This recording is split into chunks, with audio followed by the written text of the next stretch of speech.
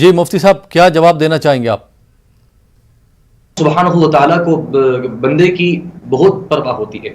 بندہ اللہ سبحانہ و تعالیٰ کی بارگاہ میں رجوع رہے.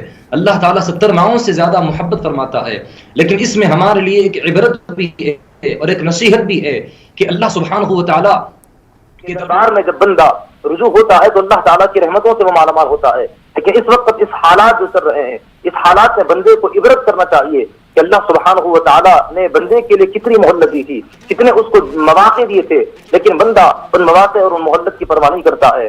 اللہ سبحانہ و تعالیٰ کے دربار میں بندے کو رجوع ہونے کے لیے کہا جاتا ہے تو بندہ اس کی پرواہ نہیں کرتا ہے. تو ایسے حالات میں کہ جو لوگ اس وبا سے انتقال کرتے جا رہے ہیں، ان کے لیے ہم کو مغفرت کی دعا بھی کرنی چاہیے اور عبرت بھی حاصل کرنا چاہیے کہ مولا ایسی مصیبت اور ایسی بیماری میں ہمیں مبتلا مت فرما. قرآن مجید کی تلاوت کا اہتمام کر کے ان کے لیے ایصال ثواب کرتے رہے اور عبرت بھی رکھیں کہ مولا یقیناً ایک نہ ایک دن ہمیں بھی تیری بارگاہ میں آنا ہے، یقیناً ہمیں بھی ایک نہ ایک دن انتقال کرنا ہے، دنیا سے گزرنا ہے، ہماری آنکھ بھی بند ہونے والی ہے. لیکن مولا ایسی عبرت کی موت ہمیں مت دے کہ جس کی وجہ سے لوگ ہم سے دور بھاگتے جائیں گے. یہ بھی اس وبا سے بھی جو لوگ انتقال کر رہے ہیں، ایسا نہیں ہے کہ اس وبا سے گئے عبرت کی وجہ سے موت مرے، عبرت کی موت مرے نہیں.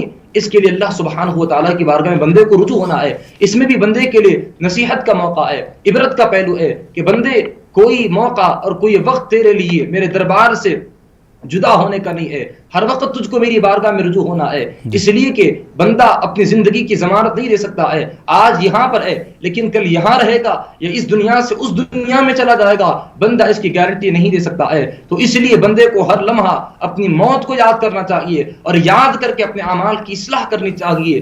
آگاہ اپنی موت سے کوئی بشر نہیں، سامان 100 برس کا ہے، پل کی خبر نہیں ہے. بندہ 100 برس کا سامان تیار کر کے رکھا ہے لیکن ایک پل کی خبر نہیں ہے کہ اس پل میں یہاں رہے گا یا وہاں رہے گا. نماز فجر کے لیے بندہ مسجد میں آتا ہے لیکن نماز ظہر میں بندہ نماز پڑھنے کے لیے آئے گا یا اس کی نماز پڑھانے کے لیے اس کو لایا جائے گا، بندہ اس کی گارنٹی نہیں دے سکتا ہے. تو اس لیے اپنے موت کو یاد کر کے اپنے اعمال کی اصلاح کریں اور جو لوگ انتقال کر گئے ان کے لیے مغفرت کی دعا بھی کرتے رہیں اور قرآن مجید پڑھ کے ان کے لیے ایصال ثواب بھی کریں. جی بہت بہت شکریہ مفتی بہاؤالدین صاحب.